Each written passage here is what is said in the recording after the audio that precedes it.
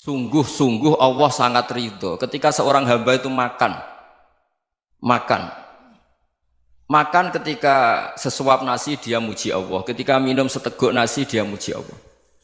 Itu kalau orang diridhoni Allah itu wali betul. Itu untuk jadi wali itu gampang, kamu makan ridho, kamu nginjak buminya Allah ridho seneng, kamu hidup keseharian aman seneng. Nah ini supaya sampean kita semua ngaji betapa panduan Rasulullah untuk menggapai ridho Allah itu banyak yang keseharian sekali.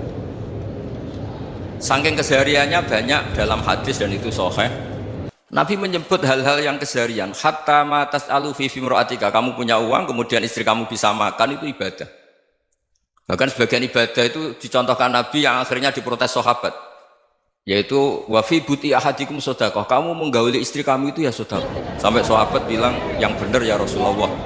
Ayati ahaduna syahwatahu wa huwa lahu ajrun. Masa urusan biologis, urusan syahwat kemudian dia dapat pahala.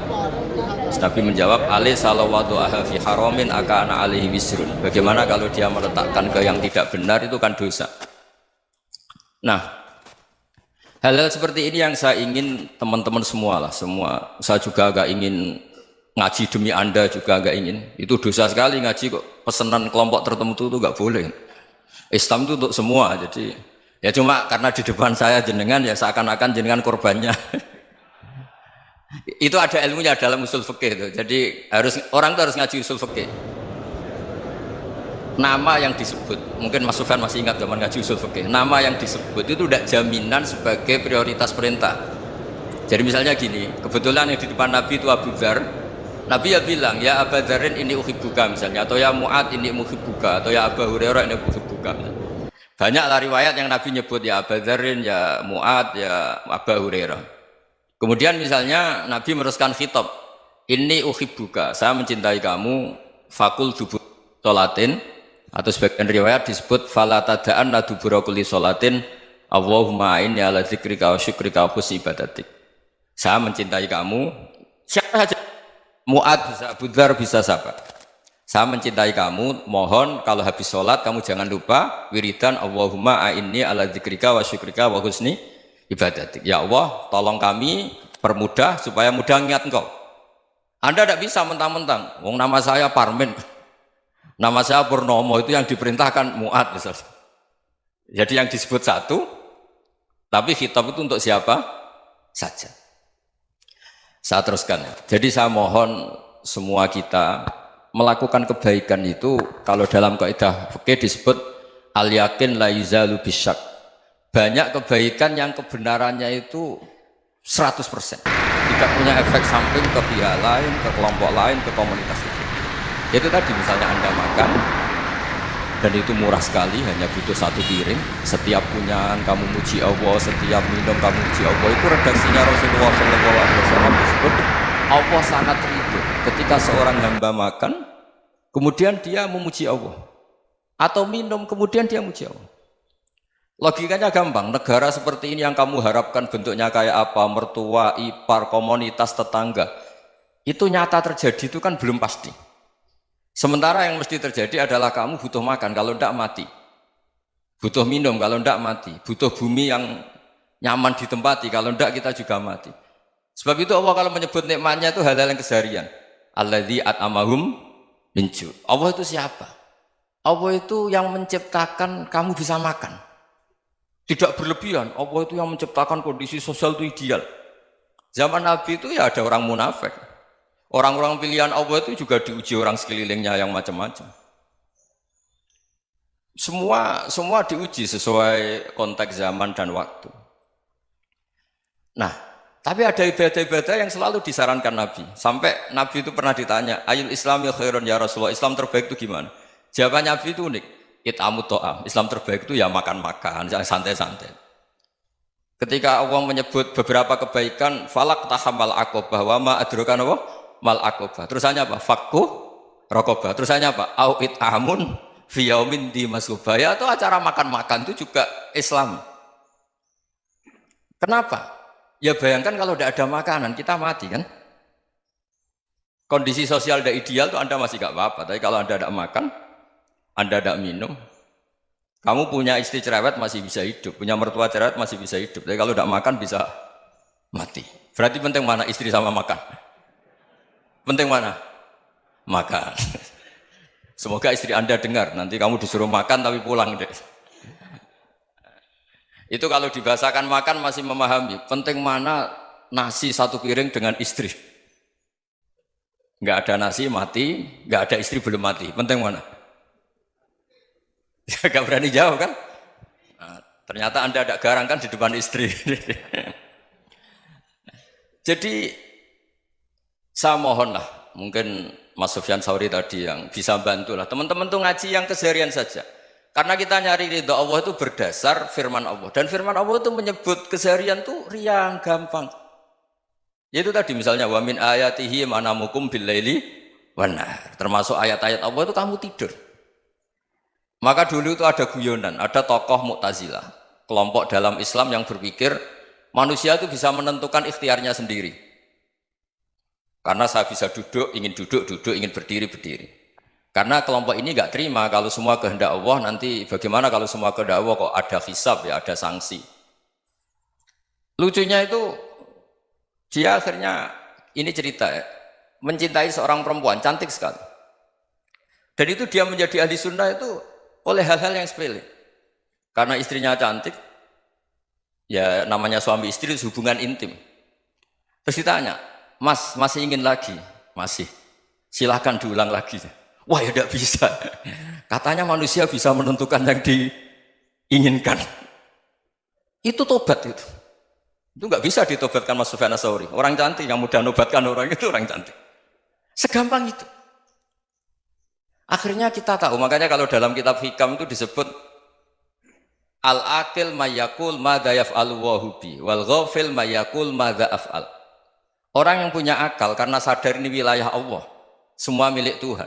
Itu dia tiap hari berpikir, besok Allah akan melakukan apa terhadap dunia ini. Kamu merencanakan sesuatu mau plesir, ternyata gempa.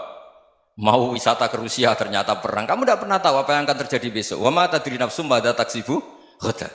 Tapi anda semua kita ini sering punya jadwal permanen. Makanya saya kalau diundang siapa saja, sana takdir. Yang jelas Gus ini acara penting. Ya masih acara penting nak pangeran ngersakno piye? Kok ape dadi pangeran? Kamu kok mau jadi Tuhan? Itu kadang ya kiai. Penting Gus acara ini jenengan harus memastikan bisa. Loh kamu itu yang ngajarin tauhid, sesuatu itu biadillah kok bilang-bilang apa pasti. Kalau saya terus tak tobatkan loh kamu kata saya itu. Ya kalau gitu Gus bilang insya Allah. Wah itu hati saya, fisik saya, roh saya sudah bilang insya Allah. Tidak usah kamu latih kata saya. Nah hal-hal tauhid keseharian itu gampang sebetulnya. Wal ghafil yaqulu madza af'al. Tapi orang yang lupa Allah dia setiap hari bilang besok apa? Kita bisa melakukan apa? Seakan-akan dia itu aktor, dia penting, dia subjek permanen, dia. Padahal kita ini hanya objek kehendak Allah Subhanahu wa taala. Karena kita yakin sesuatu yang terjadi di alam raya ini kita tidak bisa apa-apa. Makanya saya sering ngaji, sering bilang saya, ketika Anda mensifati Allah, dia yang menghidupkan. Sudah itu tanamkan, sehingga ketika kita mati, santai saja. Kenapa santai? Allah punya cara menghidupkan kita. Zaman kita hidup juga gak tahu caranya ngelola jantung, ngelola paru-paru. Kamu juga gak tahu ngelola oksigen yang tidak beracun, tidak mengandung polusi. Tahu-tahu hidup. Gak ingin tua ya tahu-tahu tua, gak ingin mati tahu-tahu mati. Selama ini kita hidup juga gak tahu apa sebetulnya. Hanya gaya tok, punya jadwal, punya planning. Kalau kamu bisa menentukan pilihan Anda, pasti Anda istrinya cantik, 4 neriman semua, kona'ah semua. Nyatanya enggak kan? Sudah 1 jelek, cerewet. Oh itu kan, nyatanya enggak bisa apa-apa Anda kan? Dan kamu bawa mati lagi. Itu kan, istri Anda juga gitu, punya keinginan, punya suami yang ganteng, yang jabat, yang neriman, yang enggak poligami. Ya enggak kesampaian juga. Kalau kita ngitung tingkat kegagalan kita itu gagal terus. Ya kan? Nah, terus ingat Allah, madza yaf'alu wa hubi. Orang yang punya akal selalu berpikir Allah itu menghendaki apa terhadap saya. Lalu sama-sama orang gitu. Ngelihat orang yang serius, itu kata Anda itu pemikir berat, serius. Senang punya tokoh yang merengut tuh, karena kamu anggap serius. Tapi sebagian orang nganggap orang yang serius itu wong merengut, wong masam, wong muka kok ditekuk. Jadi sama itu hati ya muqallibal qulub tsabbit qalbi ala dini, karena kita nggak tahu cara berpikir kita tentang orang lain, tentang sekeliling kita. Misalnya kita orang baik yang jenis ngurmat fakir miskin, ada orang bangun masjid mewah itu janggal. Apa artinya masjid mewah kalau banyak orang kelaparan? Tapi kalau yang jenis pendidikan, apa artinya masjid mewah kalau tidak bisa ngaji? Nanti yang jenis infrastruktur, apa artinya ini kalau semuanya punya sudut pandang yang berbeda-beda. Dan Islam mengapresiasi semua kebaikan. Tapi katakan semua kebaikan itu adalah kehendak Allah Subhanahu wa taala. Karena apapun baik Anda itu pakai fasilitas yang diberikan oleh Allah Subhanahu wa taala. Sehingga ini yang disebut qulillah tsumma darhum fi khawdihim yal'abun. Ya kembali tadi ke tema-tema bahwa keseharian Anda ini sudah Islami. Saat Anda tidak bisa melakukan apa saja. Saya sering ada jenazah, biasanya kalau tetangga meninggal saya sering disuruh ngelepas. Saya bilang orang ini baik. Karena sering ngelamun di rumah, sering nganggur di rumah. Ditanya sama anaknya, kenapa Gus nganggur baik? Ya kalau dia nganggur artinya juga agak berbuat sesuatu yang maksiat kan? Ya kan? Orang nganggur di rumahnya ya tidak bunuh orang, tidak maling, tidak korupsi, ya namanya nganggur di rumah. Lah cuma istri cara pandang nganggur gak menghasilkan uang itu. Tapi juga gak menghasilkan kriminal kan? Jadi sebenarnya Islam itu makanya kalau sampai ngaji usul fikih itu ada kitab usul fikih namanya Lubul Usul, itu terkenal sekali di pesantren itu. Itu kalau ngapresiasi keseharian itu luar biasa. Izma min mubahin illa wa yatahaqqaqu bihi tarku haramimma. Karena keseharian yang mubah saat Anda lakukan itu ada kehebatan yang luar biasa, yaitu meninggalkan haram. Makanya dulu banyak orang-orang alim ketemu temannya itu guyon sampai semalaman. Itu biasanya yang semangat Islam itu kiai kok tidak tahajud, kiai kok tidak witir. Orang yang sedang mapan uangnya banyak, malam itu tidak kelayaban itu sudah luar biasa.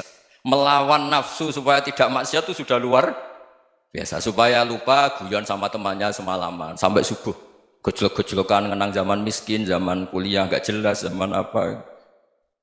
Melihatnya jangan tarkut tahajud. Seperti ini meninggalkan tahajud, tapi meninggalnya ini talkul muharramat. Jadi kayak apa hebatnya? Sehingga Imam Ghazali punya riwayat yang agak unik. Hatta takuna ibadatu akhiri hadil ummah iku an-naum. Sehingga suatu saat ibadah terbaik umat ini itu tidur. Itu kan riwayat kontroversi. Ketika Imam Ghazali tanya, kenapa iya? Kenapa kamu mulai keluar dari rumah itu sudah banyak maksiat? Melihat perempuan yang enggak mahram, melihat fenomena. Tapi kalau kamu tidur itu enggak melihat apa-apa. Tapi juga kamu jangan nganggap tidur itu ibadah betul. Saatnya melakukan fardu ain malah masih tidur. Tapi itu sudut pandang yang menjadikan kita Islam itu gampang. Jadi saat Anda tidak bisa aktivitas apa-apa, misalnya ada beberapa orang yang lumpuh. Lumpuh itu memang nggak bisa Jumatan, nggak bisa ibadah, tapi dia juga nggak bisa maksiat. Tidur itu memang Anda saat itu tidak bisa tahajud, tidak bisa witir, tapi saat itu ada zina, ada maling, tidak gosipkan orang, tidak bully orang, tidak menanamkan kebencian, tidak hasud. Sehingga tidur menurut Allah Ta'ala wa min ayatihi manamukum billaili apa? Wan-nahar. Karena di tidur itu selain ada unsur istirahat, jaga kestamina, juga ada unsur meninggalkan beberapa keburukan. Nah saya mohon ibadah yang keseharian ini kita jaga. Supaya kita semua baca ayat itu fasih. Fasih itu tertanam di hati. Allah itu siapa? Alladzi at'amahum min ju'i wa amanahum min khawf. Dan Allah kalau cerita di Quran itu anna subabnal ma'a subba thumma syaqaqnal ardhan wa syaqqa fa ambatna fiha habba wa inaba wa qadba wa zaituna wa nakhla wa hadaika hulba. Kamu tahu saya ini siapa, kata Allah? Saya ini adalah Tuhan yang menurunkan air, kemudian ada tanaman banyak. Habba wa inaba wa qadba, ada zaitun, ada tin, kalau orang Jawa mungkin ada tela, ada padi, ada mangga, ada pisang. Sudah. Wa inaba wa zaituna wa nakhla wa hadaika hulba, ada perkebunan yang lebat. Tujuannya apa? Mata Allahkum, silahkan kamu pakai, kamu nikmati. Tapi karena kadang kita ini punya ide-ide besar. Tadi untuk syukur saja nunggu punya istri riman, rumah baik, tetangga baik, komunitas baik, semuanya baik baru syukur. Lama-lama nanti ada di surga, syukurnya nunggu surga paling kelas A. Itu sudah ada yang menghuni Rasulullah, kamu nggak boleh di situ. Masa untuk syukur saja? Repotnya Masya Allah. Jadi mohonlah Quran yang kalau Anda hafalkan juz amma itu kan ada ayat-ayat yang kayak tadi. Ya, fal yang dzuril insanu ila ta'ami. Coba lihat Apa yang kamu makan ya? Dari mana? Dan untuk mempertahankan hidup kamu keseharian. Jadi jangan kira ibadah itu harus membentuk komunitas yang versi Anda. Ibadah itu harus yang hal yang mulu-mulu. Kesehariannya Anda alami. Loh ini saya tidak bikin-bikin. Saya ngaji bukan karena berdasar pesanan. Itu ayat yang saya baca kan betul ada ayatnya kan. Fal yang dzuril insanu ila tu'ami anna sobabnal ma'ah sobba thumma syaqqaqnal ardo syaqqa fa ambasna fiha habba wa inaba wa qadba wa zaituna wa nakhla wa hadaiqa ghulba. Terusannya apa? Mata'al lakum, silakan kamu nikmati. Mata itu silakan kamu nikmati. Ya kayak sampean dikasih hidangan ya makan. Ya sudah makan, habis makan ya minum, habis itu ngantuk ya tidur. Ya sudah normal-normal saja. Kayak apa indahnya Islam? Tapi Anda mencari Islam yang gimana lagi? Nah itu yang diajarkan guru-guru kita, diajarkan sanad kita sampai Wali Songo, sampai Rasulullah SAW. Bahwa pada akhirnya ada jihad, ada perang. Itu dulu memang perang, bukan membunuh, beda. Dulu kita dijajah Belanda ya perang, dan itu normal karena kita dijajah. Jadi ketika orang lain ingin baik sama kita, wa in ahadum minal musyrikin astajaruka ya fajirhu hatta yasma'a kalam Allah. Kalau mereka ingin baik ya kita baik. Makanya ada istilah musta'man, mu'ahad. Kalau mereka ingin damai, berdampingan dengan kemajmukan ya itu yang lebih baik. Karena memang Islam menghormati proses perdamaian. Wa in janahu lis-salmi ya fajnah lah. Kalau ingin damai ya kita harus